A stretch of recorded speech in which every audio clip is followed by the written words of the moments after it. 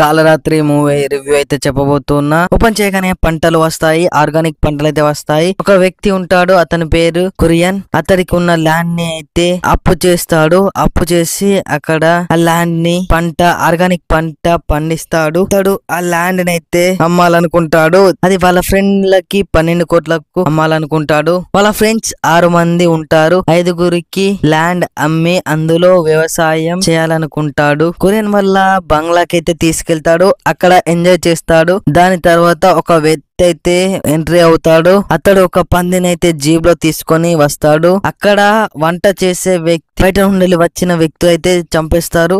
తర్వాత ఇంకొకరిని కూడా చంపేస్తారు.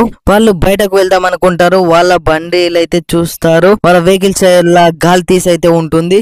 బయట నుండి వచ్చిన వ్యక్తులు వస్తారు. వాళ్ళు బాంబుతో దాడి చేస్తారు. వాళ్ళ దగ్గర కుక్క ఉంటుంది. వాళ్ళు ఆయుధాలు పట్టుకొని చంపడానికి అయితే వస్తారు. ఎందుకు వస్తారు అంటే అక్కడ అదైతే సస్పెన్స్ ఉంటుంది. అడవి పందిని చంపితే దానిని జీప్ లో వేసుకొని అయితే ఫ్రెండ్ అయితే వస్తాడు కదా. అయితే ఆ పందిని చంపిన వాడినైతే చంపి పందిని తీసుకొని వస్తాడు వీళ్ళ ఫ్రెండ్. అడవి వ్యక్తులు వీళ్ళని మీద దాడి చేయడానికైతే వస్తారు. కుక్కతో కరిపిస్తారు. లాస్ట్ కి బయటకి వెళ్తారు. బయట పడడానికి అప్పుడే ఒక రోడ్డు మీద ఒక జీప్ వెళ్తుంది. అయితే ఆ జీప్ అయితే ఎక్కుతారు.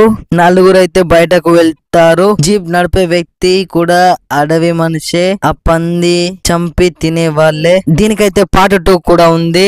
ఇది థ్రిల్లింగ్ మూవీ. ఇది చాలా బాగుంది. మూవీ చూడొచ్చు. ఇలాంటి మరిన్ని రివ్యూల కోసం మన ఛానల్ ని సబ్స్క్రైబ్ చేసుకోండి.